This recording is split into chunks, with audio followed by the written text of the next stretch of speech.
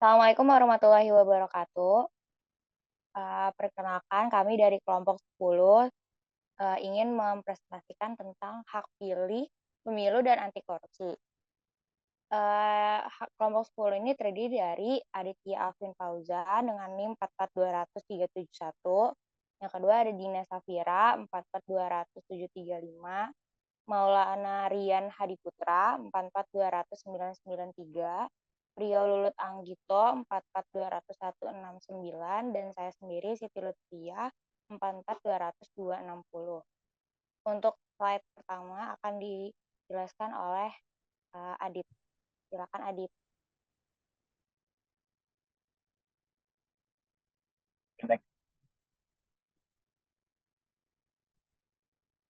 Oke, untuk yang pertama saya akan menjelaskan tentang hak pilih. Hak pilih kewarganegaraan itu adalah mengacu pada yang mungkin tentunya oleh warga suatu negara sendiri gitu ya. Nah, berdasarkan dalam pemilihan umum baik sebagai hak aktif ataupun hak pasif. Nah, hak ini biasanya diatur oleh konstitusi atau undang-undang pemilu di masing-masing negara dan itu dianggap sebagai salah satu hak dasar dalam sistem demokrasi. Slide selanjutnya.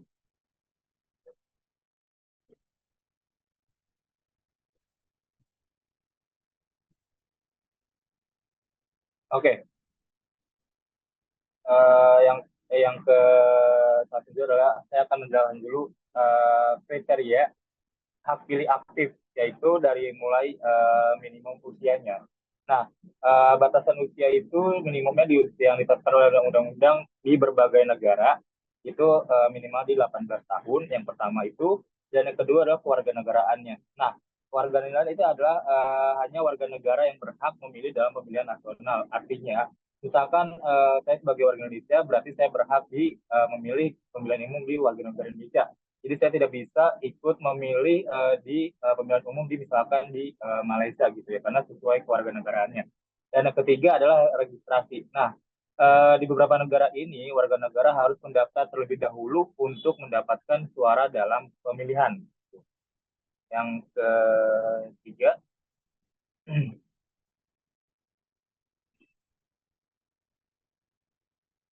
next.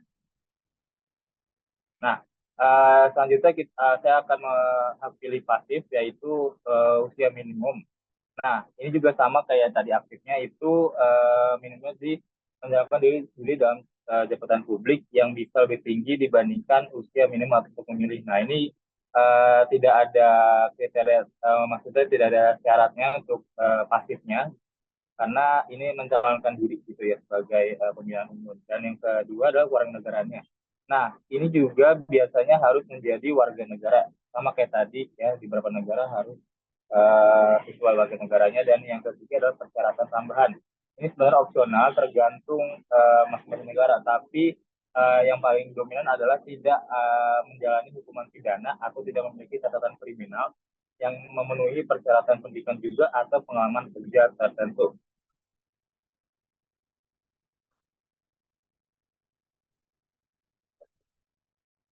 Oke,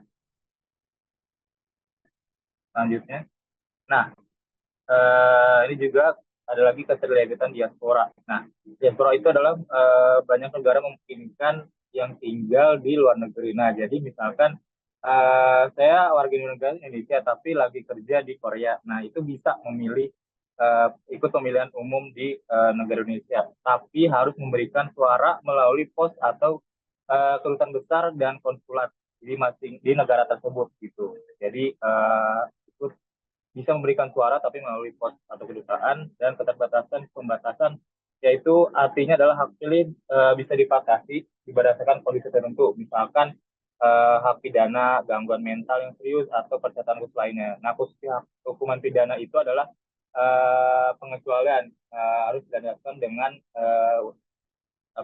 suratnya juga. Dan hak pilih kewarganegaraan itu penting memastikan keterlibatan penuh warga dalam proses demokrasi dan pengambilan keputusan politik. Nah, memastikan juga bahwa pemerintahan yang terpilih benar mencerminkan kehendak rakyat. Selanjutnya.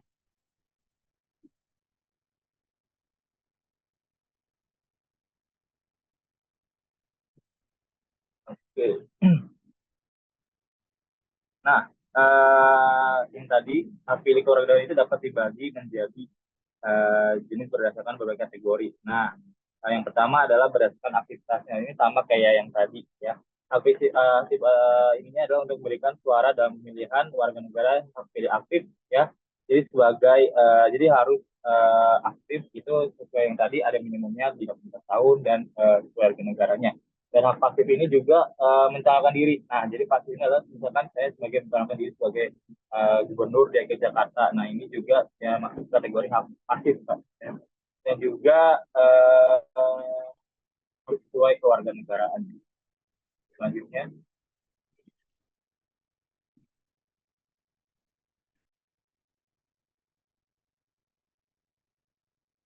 Oke, thank you Adit. oke. Jadi dibilangnya sama yang lulus. Oke, selanjutnya saya akan menjelaskan tentang berdasarkan jenis pemilihan.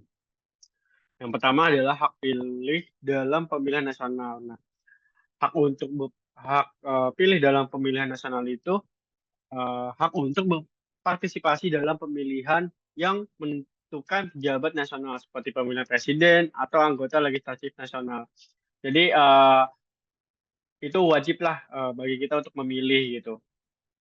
Dan serentak untuk di seluruh dari Sabang sampai Merauke gitu untuk memilih haknya gitu. Kedua adalah hak pilih dalam pemilihan lokal, hak untuk berpartisipasi dalam pemilihan yang menentukan pejabat lokal seperti wali kota, gubernur atau anggota dewan kota. Nah itu biasanya itu di setiap kota ataupun setiap kabupaten itu beda-beda tuh untuk calon-calonnya juga gitu. Jadi makanya pemilihan disebut pemilihan lokal. Yang ketiga adalah hak pilih dalam referendum. Nah, hak untuk berpartisipasi dalam pemungutan suara yang menentukan keputusan penting tertentu seperti perubahan konstitusi atau keputusan kebijakan besar lainnya. Yaitu kayak yang kemarin lah yang udah itu yang Ganjar, terus apa namanya, terus Anies sama Prabowo gitu.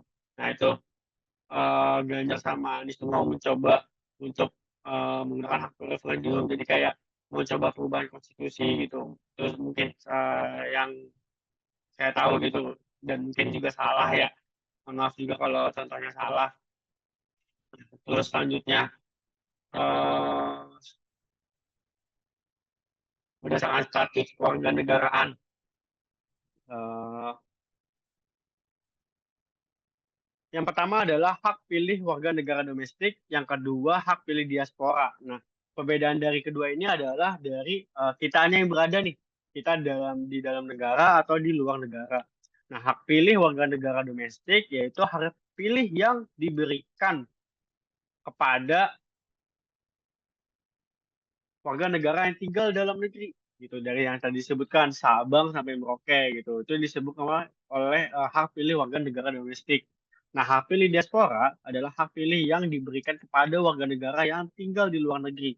Banyak negara mengizinkan warga negaranya yang tinggal di luar negeri untuk memberikan suara melalui pos atau di kedutaan dan konsulat. Nah, biasanya hak pilih diaspora itu dia sudah lebih dulu untuk memilih gitu ketimbang sama hak pilih warga yang di domestik gitu. Kayak misalkan di Amerika Serikat ada warga negara Indonesia yang tinggal di sana. Itu dia duluan nih yang akan milih misalkan presiden kemarin, hak pilih presiden, dia duluan tuh yang bakal melaksanakan hak pilihnya gitu. Baru ke domestik. Nah, itu supaya biar apa namanya? Biar pas rekap gitu tuh langsung kumpul semua gitu, nggak lama gitu.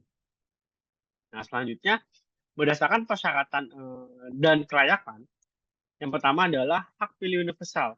Yang kedua adalah hak pilih yang dibatasi.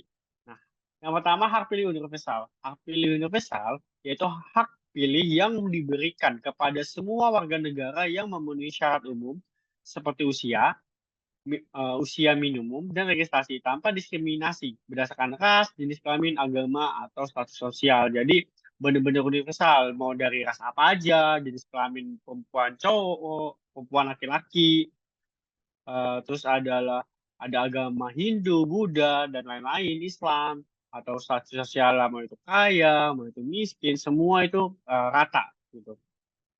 Yang kedua adalah hak pilih yang dibatasi. Nah, eh, hak pilih yang dibatasi yaitu hak pilih yang dapat dibatasi oleh kondisi-kondisi tertentu seperti pembatasan usia, pembatasan hukum, pembatasan kesehatan mental. Nah, pembatasan usia minimum yang diperlukan untuk memilih atau mencalonkan diri. Kalau di Indonesia itu berarti 17 tahun. Nah, kalau udah 17 tahun, itu tuh baru mempunyai hak pilih. Kalau di bawah 17 tahun tuh nggak boleh tuh. Dia nggak punya suara, dia nggak mempunyai hak pilih. Nah, pembatasan hukum. Pembatasan hukum yaitu pembatasan hak pilih bagi individu yang sedang menjalani hukum pidana. Jadi orang-orang yang dipenjara, orang-orang yang punya kasus gitu itu nggak bisa untuk menggunakan hak pilih mereka gitu. Hak pilih mereka tuh lagi berhentikan lah bahasanya gitu. Yang ketiga adalah pembatasan kesehatan mental. Nah, kenapa disebutkan ada pembatasan kesehatan mental? Karena orang-orang yang ODGJ itu tuh tidak mungkin memilih dan mereka juga eh, tidak bisa berpikir untuk mana yang baik, mana yang buruk karena eh, mereka adalah ODGJ gitu. Apa ya punya gangguan mental lah gitu. Oke. Selanjutnya hmm, beberapa negara mungkin nah ini berdasarkan status khusus ya. Hak pilih berdasarkan status khusus. Nah, beberapa negara mungkin memiliki aturan khusus yang membatasi hak pilih berdasarkan status tertentu, seperti anggota militer, aktif, atau pegawai negeri tertentu yang tidak diizinkan untuk mencalonkan diri dalam pemilihan politik. Setiap negara memiliki peraturan spesifik yang mengatur hak pilih kewarganegaraan dan peraturan ini bisa sangat bervariasi tergantung pada sistem politik, hukum, dan tradisi masing-masing negara. Nah, biasanya tuh kayak di kita tuh, walaupun di kita tuh agak rancu, sebenarnya kalau dari sudut pandang saya, eh, yang bisa ada orang yang bisa menjabat dua jabatan, satu orang dua jabatan, bisa bisa tiga jabatan. Nah, itu di Indonesia. Tapi belum tentu di luar Indonesia bisa seperti itu gitu. Yang kayak misalkan Korea Utara, dia sistem ininya juga beda, sistem hukumnya gitu. Sistem apa namanya kenegaraannya juga beda gitu dan mempunyai sistem politiknya juga beda gitu. Tradisi masing-masing negara. Nah, tradisi juga di Korea Utara juga beda gitu. Nah, selanjutnya pemilu. Nah, menurut Undang-Undang Nomor 15 Tahun 2011 tentang penyelenggaraan pemilihan umum pasal 1 yang berbunyi pemilihan umum atau pemilu adalah sarana pelaksana kedaulatan rakyat yang diselenggarakan secara langsung, umum, bebas, rahasia, jujur dan adil atau kita bisa menyebutnya dengan luber dalam dalam Negara Kesatuan Republik Indonesia berdasarkan Pancasila dan Undang-Undang Dasar Negara Republik Indonesia tahun 1945. Jadi memang dasar dalam pemilu kita adalah langsung, umum, bebas, rahasia, jujur, dan adil gitu. Jadi memang dalam pemilu pun kita juga harus secara langsung datang, nggak boleh diwakilkan, terus umum yang tadi dibilang hak pilih itu universal, terus bebas itu ya karena memang kebebasan kita untuk menggunakan hak suara kita gitu. Terus rahasia, jadi memang hanya kita yang tahu atas pilihan kita sendiri. Terus jujur, kita juga jujur itu adalah pilihan kita, tidak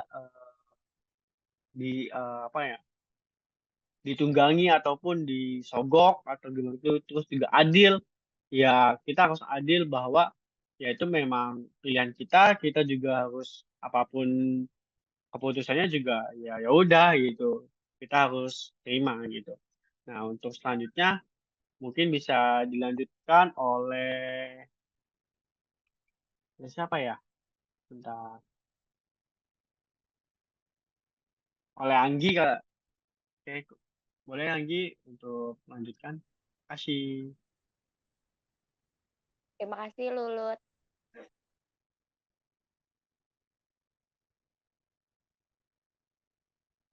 Tadi pengertian untuk pemilu sudah dijelaskan oleh Lulut. Nah, di sini saya akan menjelaskan jenis-jenis pemilu. Yang pertama ada pemilu legislatif. Nah, pemilihan untuk pemilih anggota parlemen atau legislatif. Di antaranya ada DPR dan DPRD, DPD di Indonesia. Nah, yang kedua ada pemilu eksekutif. Pemilihan untuk memilih pemimpin eksekutif yaitu presiden, gubernur, bupati, dan wali kota. Yang ketiga ada pemilu kepala desa. Nah, pemilihan ini untuk memilih kepala desa atau lurah di tingkat pemerintahan, desa atau kelurahan. Yang keempat ada pemilu referendum, yaitu pemilihan di mana warga negara memilih untuk menerima atau menolak suatu usulan tertentu sesuai perubahan konstitusi dan atau undang-undang. Next.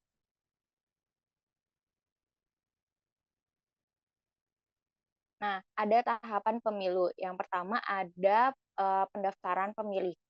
Pendataan warga negara yang memenuhi syarat untuk memilih biasanya dilakukan oleh suatu badan atau komisi pemilihan umum. Nah, syarat-syaratnya untuk pemilihan tadi yang sudah disebutkan sebelumnya di hak pilih. Yang kedua ada penetapan calon. Nah, partai politik atau individu yang ingin mencalonkan diri harus mendaftar dan memenuhi persyaratan tertentu. Biasanya itu dilakukan sebelum adanya kampanye ini. Nah, jadi semua calon-calon untuk pemilu itu langsung mendaftarkan ke Komisi Pemilihan Umum. Nah, yang ketiga ada kampanye. Nah, calon-calon yang sudah ditetapkan itu boleh berkampanye untuk menarik dukungan dari pemilih. Nah, ini biasanya ditayangkan di TV juga, ada debat, iklan, terus ada poster-poster, baleho-baleho di jalanan. Nah, itu juga disebut dengan kampanye. Yang keempat ada hari pemilihan. Nah, setelah kampanye itu berakhir, biasanya H-2 pemilihan, itu sudah kampanye terakhir. Nah, hari pemilihan itu pemilih memberikan suara mereka di tempat-tempat pemungutan suara atau TPS yang telah ditentukan. Biasanya TPS-TPS itu ada di wilayah-wilayah dekat rumah. Nah, yang kelima ada penghitungan suara. Nah, suara-suara yang sudah kita pilih itu dihitung dan hasilnya diumumkan. Nah, proses ini harus transparan dan diawasi untuk mencegah kecurangan. Nah, yang keenam adalah penetapan hasil. Nah, hasil resmi diumumkan oleh Komisi Pemilihan Umum dan pemenang pemilu ditetapkan. Next.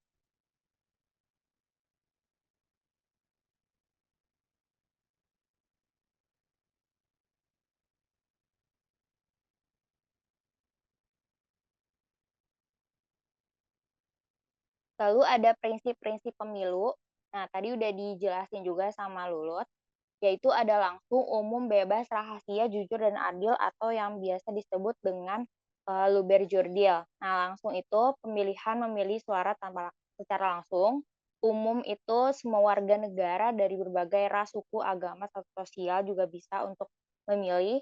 Yang ketiga ada bebas, bebas untuk memilih calon manapun sesuai dengan eh, kehendak hati nurani dari para pemilih. Yang keempat rahasia, tidak boleh diberitahu oleh siapapun. Yang kelima jujur dan adil. Nah, pemilu itu harus jujur dan adil, tidak boleh disalahgunakan. Next.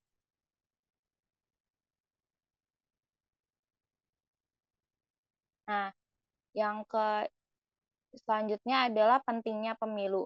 Nah, pemilu sangat penting karena menjamin partisipasi politik, memungkinkan warga negara berpartisipasi dalam proses politik dan pemerintahan.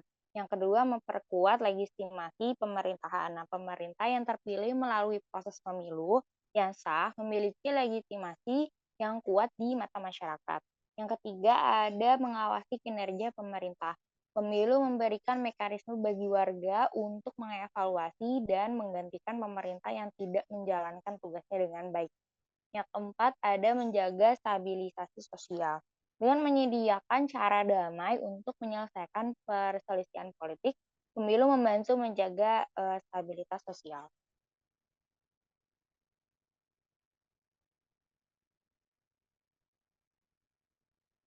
Nah, lalu ada lembaga penyelenggara pemilu. Nah, ini akan dijelaskan oleh Dina. Silakan Dina. Terima kasih Anggi. Oke, lembaga penyelenggara pemilu antara lain ada Komisi Pemilihan Umum atau KPU, di mana lembaga penyelenggara pemilihan umum yang bersifatnya itu nasional, tetap, dan mandiri, yang bertugas melaksanakan pemilu. KPU sendiri terbagi di atas KPU provinsi dan KPU kabupaten atau kota. Kedua, ada panitia pemilihan kecamatan atau PPK, di mana panitia yang dibentuk oleh KPU kabupaten atau kota untuk melaksanakan pemilu di tingkat kecamatan. Yang ketiga, ada panitia pemungutan suara atau PPS, yaitu panitia yang dibentuk oleh KPU atau kabupaten kota untuk melaksanakan pemilu di tingkat desa atau nama lain dari kelurahan. Ada panitia pemilihan luar negeri atau PPLN yang dibentuk KPU untuk melaksanakan pemilu di luar negeri. Ada juga kemudian kelompok penyelenggara-penyelenggara pemungutan suara atau KPPS, yaitu kelompok yang dibentuk oleh PPS untuk melaksanakan pemungutan suara di tempat pemungutan suara. Ada kelompok penyelenggara-penyelenggara pemungutan suara luar negeri atau KPPSLN, yaitu kelompok yang dibentuk oleh PPLN untuk melaksanakan pemungutan suara di tempat pemungutan suara di luar negeri. Ada tempat pemungutan suara yang biasa disingkat TPS, yaitu tempat dilaksanakannya pemungutan suara. Kemudian ada tempat pemungutan suara luar negeri atau TPSLN, yaitu tempat dilaksanakannya pemungutan suara di luar negeri. Ada juga Badan Pengawas Pemilu yang disingkat Bawaslu. Adalah lembaga penyelenggara pemilu yang bertugas mengawasi penyelenggaraan pemilu di seluruh wilayah Indonesia. Nah, Bawaslu sendiri itu terdiri dari Bawaslu Provinsi dan Bawaslu Kabupaten atau Kota.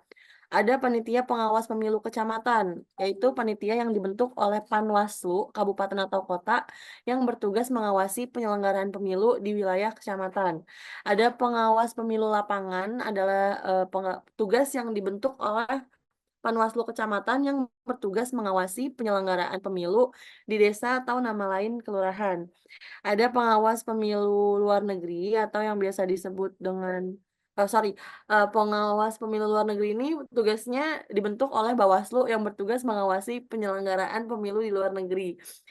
Ada juga Dewan Kehormatan Penyelenggaraan Pemilu yang disingkat DKPP.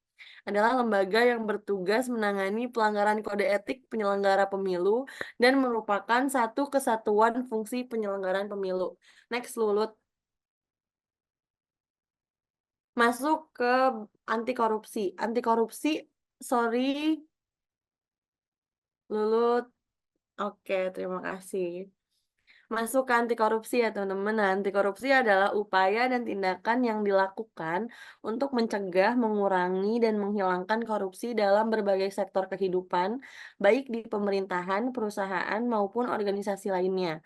Korupsi sendiri dapat didefinisikan sebagai penyalahgunaan kekuasaan untuk keuntungan pribadi atau kelompok tertentu yang mengakibatkan kerugian bagi pihak lain atau masyarakat umum.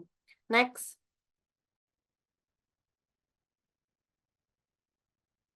Apa aja sih bentuk-bentuk korupsi itu? Bentuk korupsi ada penyuapan, yaitu memberikan atau menerima hadiah, uang, atau layanan untuk mempengaruhi tindakan seseorang dalam posisi berwenang.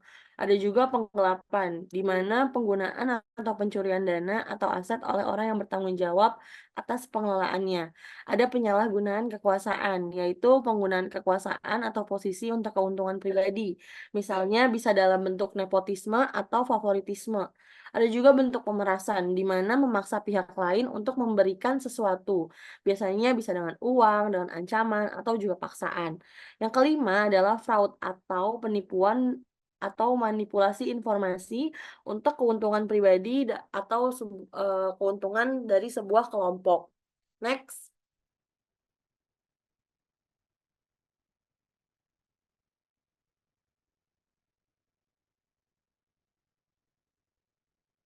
Nah, setelah bahas bentuk-bentuk korupsi, masuk ke dampak korupsi, di mana berdampak pada ekonomi. Yang pertama, karena korupsi menyebabkan inefisiensi ekonomi, bisa juga menghambat investasi dan merusak sistem pasar bebas. Ini juga mengakibatkan alokasi sumber daya yang tidak tepat. Yang kedua adalah politik, di mana bisa merusak kepercayaan publik terhadap pemerintah dan institusi politik dengan menciptakan ketidakstabilan politik.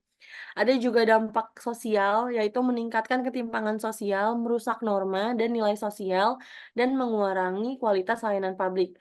Yang terakhir dampaknya pada lingkungan ya teman-teman, yaitu korupsi dalam regulasi lingkungan dapat menyebabkan kerusakan lingkungan yang lebih besar karena penegakan hukum yang lemah. Next.